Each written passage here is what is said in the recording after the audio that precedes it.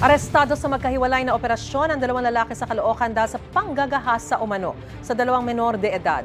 Itinanggi ng mga akusado ang mga paratang. May unang balita si EJ Gomez.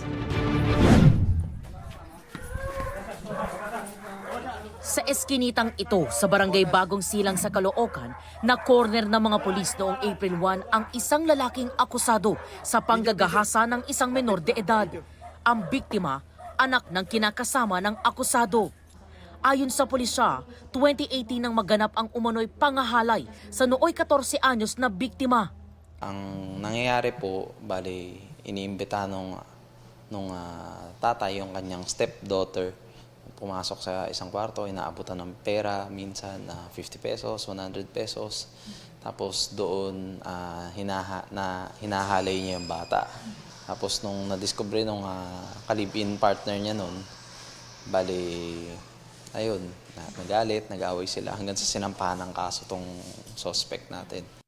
Nagtago na raw ang akusado ng ilabas ng korte ang arrest warrant noong 2023. Ayon sa 37 anyos na akusado, gawa-gawa lang ang paratang sa kanya. Hindi ko po ginawa. Wala pong katotohanan. Yung pinaparatang po nila sa akin. Hindi ko po alam, ba't ginanon ako eh. Samantalang lahat naman, binibigay ko naman sa kanila.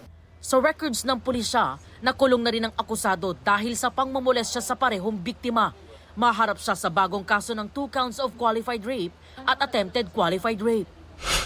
Sa Barangay Bagong Silang pa rin, naaresto ng mga operatiba ng Northern Police District noong April 2 ang 27 anyos na akusado sa pangahalay sa isa ring menor de edad na biktima. Magpinsan ang akusado at biktima ayon sa pulisya. Allegedly, yung victim natin, minsan pinapasok daw sa CR ng suspect natin, sabi niya, tapos hinihipuan daw siya. Tapos until such time na ito na nga, na ipasok daw siya sa kwarto, tapos ginalaw din siya, hinalay daw siya. Doon na siya naglakas loob na magreklamo. Itinanggi ng akusado ang paratang. Aniya, wala siya sa bahay nang maganap ang sinasabing insidente. Sabi pa niya, pinagbuntunan lang siya ng kanyang pinsan na posibleng nagalit sa kanyang pangaasar. Tinuturing ko talaga yan na parang kapatid na. Pero yun mama, di ko nga rin lubos maiisip na kinasuhan ako ng ganun. Kasi nung araw na yun, nung umaga umalis naman ako doon. Pagbalik ko, wala na siya doon. Tapos parang umalis ako ng bahay, walang problema, ilang araw. Nasa trabaho na ako nung nalaman ko na nagre-reklamo pala sa akin. Di man lang ako kinausap. Sasampahan siya ng kasong rape by sexual assault. Ito ang unang balita.